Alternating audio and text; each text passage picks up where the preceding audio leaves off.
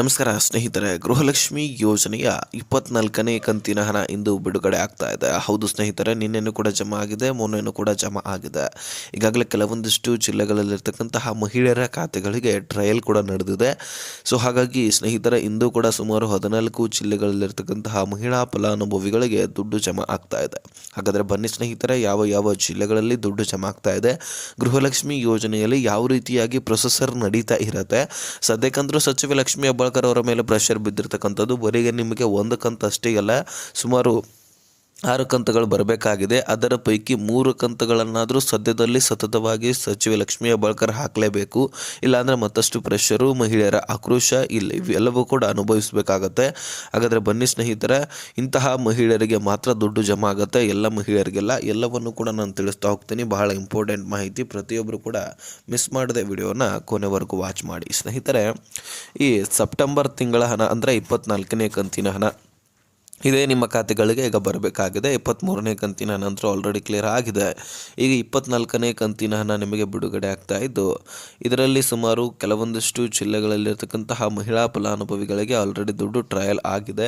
ಅದರಲ್ಲಿ ಬೆಂಗಳೂರು ನಗರ ಆಗಿರಲಿ, ಬೆಂಗಳೂರು ಗ್ರಾಮಾಂತರ ಆಗಿರಲಿ, ಈ ರೀತಿ ಸಾಕಷ್ಟು ಜಿಲ್ಲೆಗಳಲ್ಲಿ ಮೊದಲು ಪ್ರಯತ್ನ ಆಗಿದೆ. ಅಲ್ಲಿ ತಾಂತ್ರಿಕ ದೋಷ ಸದ್ಯಕ್ಕೆ ಕಂಡು ಬಂದಿಲ್ಲ. ಅಲ್ಲೇ ಯಾಕಪ್ಪ ನಡೆಯುತ್ತೆ ಅಂದರೆ, ಮೊದಲನೇದಾಗಿ ನಿಮಗೆ ಪ್ರೊಸೆಸರ್ ಹೇಳ್ತೀನಿ ನಾನು, ಅದನ್ನು ನೀವು ತಿಳ್ಕೊಳ್ಳೇಬೇಕು, ನಿಮಗೂ ಕೂಡ ಗೊತ್ತಿರಬೇಕು. ಹಣಕಾಸು ಇಲಾಖೆಗೆ ಮೊದಲನೇದಾಗಿ ಮಹಿಳಾ ಮತ್ತು ಮಕ್ಕಳ ಕಲ್ಯಾಣ ಇಲಾಖೆಯಿಂದ ನೋಟಿಸ್ ಕಳಿಸ್ಬೇಕು. ಮಹಿಳೆ ಸಚಿವ ಲಕ್ಷ್ಮಿ ಹೆಬ್ಬಾಳ್ಕರ್ ಅವರು ಸದನದಲ್ಲಿ ಕೂಡ ಚಳಿಗಾಲದ ಅಧಿವೇಶನದಲ್ಲಿ ಕೂಡ ಇದನ್ನೇ ಹೇಳಿದರು, ನಾನು ಪ್ರತಿ ತಿಂಗಳು ಕೂಡ ಹಣಕಾಸು ಇಲಾಖೆಗೆ ನೋಟಿಸನ್ನು ಕಳಿಸ್ತಾ ಇರ್ತೀನಿ, ಆದರೆ ಹಣಕಾಸು ಇಲಾಖೆಯಿಂದ ದುಡ್ಡು ಸರಿಯಾಗಿ ಬರೋದಿಲ್ಲ ಅಂತ ಹೇಳಿದರು ವಿರೋಧ ಪಕ್ಷದ ನಾಯಕರಿಗೆ.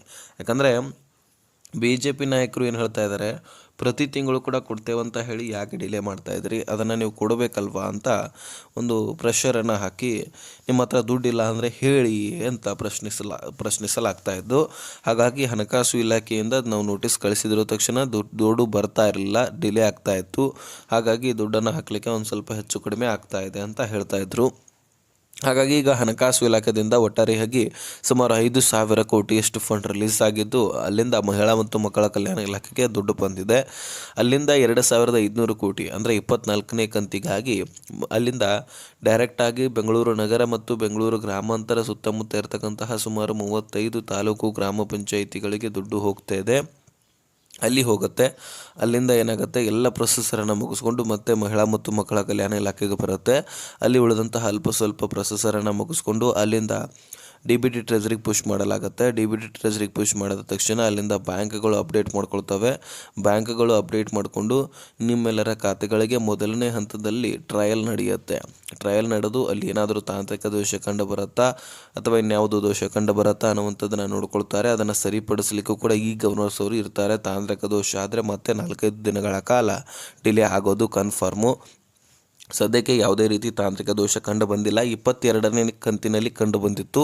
ಅದಾದ ಬಳಿಕ ಈಗ ಸದ್ಯಕ್ಕೆ 23ನೇ ಕಂತಾಗಲಿ ಅಥವಾ 24ನೇ ಕಂತಿನ ಹಣದಲ್ಲಾಗಲಿ ತಾಂತ್ರಿಕ ದೋಷ ಕಂಡು ಬಂದಿಲ್ಲ. ಸದ್ಯಕ್ಕೆ ನಿಮಗೆ ದುಡ್ಡು ಸ್ಪೀಡಾಗಿ ಜಮಾ ಆಗುವಂತಹ ಎಲ್ಲ ಲಕ್ಷಣಗಳು ಕಾಣಿಸ್ತಾ ಇದೆ. ಸೊ ಹಾಗಾಗಿ ಈ ರೀತಿ ಪ್ರೊಸೆಸರ್ ಇರುತ್ತೆ. ಅದಾದ ಮೇಲೆ ನಿಮ್ಮ ಖಾತೆಗಳಿಗೆ ಸ್ಪೀಡಾಗಿ ಜಮಾ ಮಾಡಿ ಕ್ಲಿಯರ್ ಆದ ತಕ್ಷಣ ಮತ್ತೆ ಮಹಿಳಾ ಮತ್ತು ಮಕ್ಕಳ ಕಲ್ಯಾಣ ಇಲಾಖೆ ಏನು ಮಾಡಬೇಕು, ಒಂದು ಫೈಲ್ ರೆಡಿ ಮಾಡಬೇಕು. ಇಂತಿಷ್ಟು ದುಡ್ಡು ಈ ಕಂತುಗಳಲ್ಲಿ ಈ ತಿಂಗಳ ಹಣವನ್ನು ನಾವು ಹಾಕಿದ್ದೀವಿ ಅಂತ ಕ್ಲಿಯರ್ ಮಾಡಿ ಆ ಫೈಲನ್ನು ಮತ್ತೆ ಹಣಕಾಸು ಇಲಾಖೆಗೆ ಕಳಿಸಬೇಕು. ಈ ರೀತಿ ಪ್ರೊಸೆಸರ್ ಇರುತ್ತೆ. ಇದು ಪ್ರತಿ ತಿಂಗಳ ಹಣದಲ್ಲಿ ಪ್ರೊಸೆಸರ್ ನಡೀತಾ ಇರುತ್ತೆ, ಸೈಕಲ್ ಥರ ವರ್ಕ್ ಆಗ್ತಾ ಇರುತ್ತೆ. ಇದನ್ನು ಪ್ರತಿ ತಿಂಗಳು ನಾವು ಮಾಡೋಕ್ಕಾಗೋದಿಲ್ಲ ಅಂತ ಹೇಳ್ಬಿಟ್ಟು ಮಹಿಳಾ ಮತ್ತು ಮಕ್ಕಳ ಕಲ್ಯಾಣ ಇಲಾಖೆ ಏನು ಮಾಡುತ್ತೆ, ಈ ಹಣಕಾಸು ಇಲಾಖೆಯಿಂದ ಬಂದಿರತಕ್ಕಂತಹ ದುಡ್ಡನ್ನು ಗ್ರಾಮ ಪಂಚಾಯಿತಿಗಳಿಗೆ ಕಳುಹಿಸಿ ಅಲ್ಲಿ ಪ್ರೊಸೆಸರನ್ನು ಮುಗಿಸ್ಕೊಳ್ಳುತ್ತೆ. ಯಾಕಂದರೆ ಮಹಿಳಾ ಮತ್ತು ಮಕ್ಕಳ ಕಲ್ಯಾಣ ಇಲಾಖೆದು ಸಾಕಷ್ಟು ಕೆಲಸ ಕಾರ್ಯಗಳಿರ್ತವೆ, ಬರೀ ಒಂದು ಸ್ಕೀಮ್ ಹತ್ರ ಗಮನ ಹರಿಸ್ಲಿಕ್ಕೆ ಆಗೋದಿಲ್ಲ. ಹಾಗಾಗಿ ಗ್ರಾಮ ಪಂಚಾಯಿತಿಗಳನ್ನು ಎಕ್ಸ್ಟ್ರಾ ಆ್ಯಡ್ ಮಾಡಿಕೊಂಡಿದ್ದಾರೆ. ಸೊ ಈ ಒಂದು ಪ್ರೊಸೆಸರ್ ಬಗ್ಗೆ ನಿಮಗೆ ಗೊತ್ತಾಯಿತು. ಇನ್ನು ಹಿಂದಿನ ದಿನಗಳಲ್ಲಿ ಬೆಂಗಳೂರು ನಗರ ಆಗಿರಲಿ, ಬೆಂಗಳೂರು ಗ್ರಾಮಾಂತರಕ್ಕೂ ಕೂಡ ಬಿಡುಗಡೆ ಆಗಿದೆ, ಬೆಳಗಾವಿ ವಿಜಯನಗರಕ್ಕೂ ಕೂಡ ಬಿಡುಗಡೆ ಆಗಿದೆ, ಧಾರವಾಡ, ಯಾದಗಿರಿ, ಉತ್ತರ ಕನ್ನಡ, ದಕ್ಷಿಣ ಕನ್ನಡ ಎಲ್ಲ ಜಿಲ್ಲೆಗಳಿಗೂ ಕೂಡ ಟ್ರಯಲ್ ನಡೆದಿದೆ. ಹಾಗೂ ಇಂದು ಕೂಡ ನಡೀತಾ ಇದ್ದು, ಮುಖ್ಯವಾಗಿ ಹಾಸನಕ್ಕೆ, ಬೆಂಗಳೂರು ನಗರ, ಬೆಂಗಳೂರು ಗ್ರಾಮಾಂತರದಲ್ಲಿ ಬಾಕಿ ಉಳಿದಿದ್ದಾರೆ ಅವರಿಗೆ ಉತ್ತರ ಕನ್ನಡ, ದಕ್ಷಿಣ ಕನ್ನಡ ಬೆಳಗಾವಿ, ವಿಜಯನಗರ, ಕೊಪ್ಪಳ, ಅದೇ ರೀತಿಯಾಗಿ ಯಾದಗಿರಿ, ಅದೇ ರೀತಿಯಾಗಿ ಬೀದರ, ಈ ಒಂದು ಕೆಲವೊಂದಿಷ್ಟು ಜಿಲ್ಲೆಗಳಲ್ಲಿ ಮುಖ್ಯವಾಗಿ ಟ್ರಯಲ್ ನಡೀತಾ ಇದೆ. ಅದೇ ರೀತಿಯಾಗಿ ಮಂಡ್ಯ ಜಿಲ್ಲೆಗೂ ಕೂಡ, ಚಿಕ್ಕಮಗಳೂರಿಗೂ ಕೂಡ, ಚಿಕ್ಕಬಳ್ಳಾಪುರಕ್ಕೂ ಕೂಡ ಟ್ರಯಲ್ ನಡೆಯಲಿದೆ ಎನ್ನುವಂತಹ ಮಾಹಿತಿ ಸಿಕ್ಕಿರ್ತಕ್ಕಂಥದ್ದು. ಸೊ ಯಾವುದೇ ರೀತಿ ತಾಂತ್ರಿಕ ದೋಷ ಕಂಡು ಬರಲಿಲ್ಲಪ್ಪ ಅಂದರೆ ಒಳ್ಳೆಯದು, ಮತ್ತೆ ಡಿಲೇ ಆಗೋದು ತಪ್ಪುತ್ತೆ, ಸ್ಪೀಡಾಗಿ ದುಡ್ಡು ಜಮಾ ಆಗುತ್ತೆ. 2,500 ಕೋಟಿ ಒಂದು ಕಂತಿಗೆ ನಿಮಗೆ ಸಾಕಾಗುತ್ತೆ. ಹಾಗಾಗಿ ಈಗ ಸದ್ಯಕ್ಕೆ 2,500 ಕೋಟಿ ದುಡ್ಡನ್ನು ಬಿಡುಗಡೆ ಮಾಡಲಾಗಿದೆ. ಇನ್ನು ಎಲ್ಲ ಮಹಿಳೆಯರಿಗೆ ದುಡ್ಡು ಜಮಾ ಆಗೋದಿಲ್ಲ ಸ್ನೇಹಿತರೆ. ಪ್ರತಿ ತಿಂಗಳಲ್ಲಿ ಪ್ರತಿ ಕಂತಿನಲ್ಲಿ ಈಗ ವೆರಿಫಿಕೇಷನ್ ನಡೀತಾನೆ ಇದೆ. ಎಷ್ಟು ಜನ ಮಹಿಳೆಯರನ್ನು ಹೊರಗೆ ಹಾಕ್ತಾರೋ ಅಷ್ಟು ಸರ್ಕಾರಕ್ಕೆ ದುಡ್ಡು ಉಳಿಯುತ್ತೆ. ಅದಕ್ಕಾಗಿ ಸಾಕಷ್ಟು ಸಾರಿ ವೆರಿಫಿಕೇಷನ್ ಮೇಲಿಂದ ಮೇಲೆಗೆ ಆಗ್ತಾನೆ ಇರುತ್ತೆ. ಆಹಾರ ಇಲಾಖೆ ಅಂತೂ ತುದಿಗಾಲಿನಲ್ಲಿ ನಿಂತಿದೆ ಅಂದರೂ ತಪ್ಪಾಗಲಿಕ್ಕಿಲ್ಲ. ಬರೀ ಹೊಸ ರೂಲ್ಸ್ಗಳನ್ನು ತರೋದು, ರೇಷನ್ಸ್ ಕಾರ್ಡ್ಗಳನ್ನು ರದ್ದು ಮಾಡೋದು, ಈ ರೀತಿ ಮಾಡ್ತಾನೆ ಇದೆ. ಆದರೆ ಹೊಸ ರೇಷನ್ಸ್ ಕಾರ್ಡ್ಗಳಿಗೆ ಅಪ್ಲೈ ಮಾಡಲಿಕ್ಕೆ ಅವಕಾಶ ಕೊಡ್ತಾ ಇಲ್ಲ. ಸದ್ಯಕ್ಕೆ ಈ ಒಂದು ಗ್ಯಾರಂಟಿ ಸ್ಕೀಮ್ಸ್ಗಳು ಹೋಗೋವರೆಗೂ ಕೂಡ ಅವಕಾಶ ಖಂಡಿತವಾಗ್ಲೂ ಸಿಗೋದಿಲ್ಲ. ಯಾಕಂದರೆ ಹೆಚ್ಚಿನ ರೇಷನ್ಸ್ ಕಾರ್ಡ್ಗಳು ಆದವು ಅಂದರೆ ಸರ್ಕಾರಕ್ಕೇ ಲಾಸು, ಮತ್ತು ದುಡ್ಡನ್ನು ಕೊಡಬೇಕಲ್ವ. ಹಾಗಾಗಿ ಈ ರೇಷನ್ಸ್ ಕಾರ್ಡ್ಗಳನ್ನು ಅಪ್ಲೈ ಮಾಡೋದೇ ಬಿಡ್ತಾ ಇಲ್ಲ. ಈಗ ಸದ್ಯಕ್ಕೆ ಈ ಒಂದು ಗೃಹಲಕ್ಷ್ಮಿ ಯೋಜನೆಯಲ್ಲಿ ಹೊಸ ರೂಲ್ಸ್ಗಳಂದರೆ ನೀವು ಎಲಿಜಿಬಲ್ ಇದ್ರೂ ಸಹಿತ ದುಡ್ಡು ಜಮಾ ಆಗದೇ ಇರೋಕ್ಕೆ ಕಾರಣಗಳೇನು ಅಂತ ನಾನು ಹೇಳೋದಾದರೆ, ಈಗಾಗಲೇ ಸಾಕಷ್ಟು ವಿಡಿಯೋದಲ್ಲಿ ನಾನು ಹೇಳಿದ್ದೀನಿ. ಏನಪ್ಪ ಅಂದರೆ ಈ ಬ್ಯಾಂಕ್ ಅಕೌಂಟ್ಗಳು ಚಾಲ್ತಿಯಲ್ಲಿ ಇರಲಿಲ್ಲ ಅಂದರೆ ಚಾಲ್ತಿ ಮಾಡಿಕೊಳ್ಳಿ ಅಂತ. ಇದು ಬರೀ ನಾನು ಹೇಳ್ತಾ ಇಲ್ಲ, ಸಚಿವ ಲಕ್ಷ್ಮೀ ಹೆಬ್ಬಾಳ್ಕರ್ ಅವರು ಹೇಳಿದ್ದಾರೆ.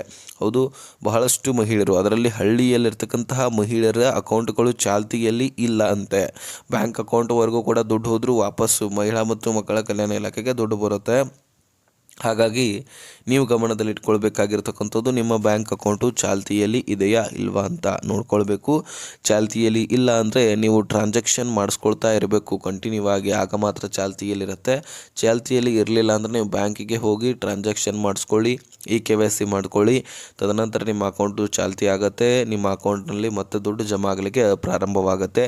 ಇದು ನೀವು ರೇಷನ್ನ ತೆಗೆದುಕೊಳ್ತಾ ಇರ್ತೀರಿ, ಇನ್ನು ರೇಷನ್ ಕಾರ್ಡ್ಗಳಿಗೆ ಸಂಬಂಧಪಟ್ಟಂತಹ ಎಲ್ಲ ಯೋಜನೆಯನ್ನು ಪಡ್ಕೊಳ್ತಾ ಇರ್ತೀರಿ. ಆದರೆ ಗೃಹಲಕ್ಷ್ಮಿ ದುಡ್ಡು ಜಮಾ ಆಗದೇ ಇರೋಕ್ಕೆ ಕಾರಣ ಇದು. ಯಾಕಂದರೆ ಅಕೌಂಟೇ ಚಾಲ್ತಿಯಲ್ಲಿ ಇರಲಿಲ್ಲ ಅಂದರೆ ಎಲ್ಲಿಂದ ದುಡ್ಡು ಜಮಾ ಆಗಬೇಕು. ಹಾಗಾಗಿ ಗಮನದಲ್ಲಿಟ್ಕೊಳ್ಳಿ. ಇನ್ನು ಯಾರ್ಯಾರು ಎಲಿಜಿಬಲ್ ಇದ್ದೀರಿ, ರೇಷನ್ ಕೂಡ ತೆಗೆದುಕೊಳ್ತೀರಿ, ಗೃಹಲಕ್ಷ್ಮಿ ದುಡ್ಡು ಕೂಡ ತೆಗೆದುಕೊಳ್ತೀರಿ.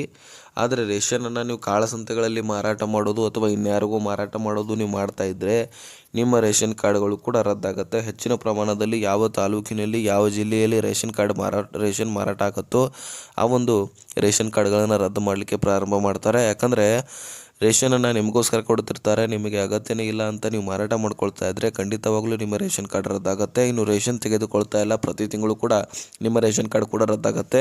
ಅದು ಯಾವುದೇ ಕಾರಣ ಇರಲಿ, ಒಟ್ಟಾರೆಯಾಗಿ ರೇಷನನ್ನು ಕೊಡ್ತಾ ಇದ್ದಾರಂತ ಬಳಿಕ ಅದನ್ನು ನೀವು ತೆಗೆದುಕೊಳ್ಬೇಕು ಅಂತ ಸರ್ಕಾರ ಹೇಳುತ್ತೆ. ಇಲ್ಲಾಂದರೆ ನಿಮಗೂ ಕೂಡ ಅಗತ್ಯವಿಲ್ಲ ಅಂತ ಹೇಳ್ಬಿಟ್ಟು ನಿಮ್ಮ ರೇಷನ್ ಕಾರ್ಡನ್ನು ರದ್ದು ಮಾಡಲಾಗ್ತದೆ. ಸೊ ಇಂತಹ ಎಲ್ಲ ಸಾಕಷ್ಟು ರೂಲ್ಸ್ಗಳನ್ನು ಎಲಿಜಿಬಲ್ ಇದ್ದರೂ ಸಹಿತ ತರ್ತಾರೆ. ಇನ್ನು ಎಲಿಜಿಬಲ್ ಇಲ್ಲದಿರುವಂತಹ ರೂಲ್ಸ್ಗಳು ನಿಮಗೆ ಗೊತ್ತಿದೆ. ಸಾಕಷ್ಟು 4 ವೀಲರ್ ವಾಹನಗಳು, ಸರ್ಕಾರಿ ನೌಕರಸ್ಥರು, ವಾರ್ಷಿಕ ಆದಾಯ ಹೆಚ್ಚಳ, ದೊಡ್ಡ ವಾಹನಗಳನ್ನು, ಅದರಲ್ಲಿ ವೈಟ್ ಬೋರ್ಡ್ ಕಾರನ್ನು ಖರೀದಿ ಮಾಡೋದು, ಇಂತಹ ಎಲ್ಲ ರೂಲ್ಸ್ಗಳನ್ನು ಇಟ್ಟುಕೊಂಡು ಸರ್ಕಾರ ಅವುಗಳನ್ನು ರದ್ದು ಮಾಡಿದೆ. ಇನ್ನು ಎಲಿಜಿಬಲ್ ಇದ್ದರೂ ಸಹಿತ ರದ್ದು ಮಾಡಲಿಕ್ಕೆ ಕೆಲವೊಂದಿಷ್ಟು ಕಾರಣಗಳನ್ನು ಇಟ್ಟುಕೊಂಡಿದೆ. ಹಾಗಾಗಿ ಇದನ್ನು ನೀವು ಗಮನದಲ್ಲಿಟ್ಕೊಂಡು ನಿಮ್ಮ ರೇಷನ್ ಕಾರ್ಡನ್ನು ಉಳಿಸ್ಕೊಳ್ಳಿ. ಈ ವಿಷಯವನ್ನು ನಾನು ತಿಳಿಸಿದ್ದೀನಿ. ಅರ್ಥ ಆಗಿದ್ರೆ ನೆಕ್ಸ್ಟ್ ಮಾಹಿತಿಯಲ್ಲಿ ಸಿಗೋಣ. ಲಿಸನ್ ಬಾಯ್ ಬಿಡಿ ಫ್ರೆಂಡ್ಸ್.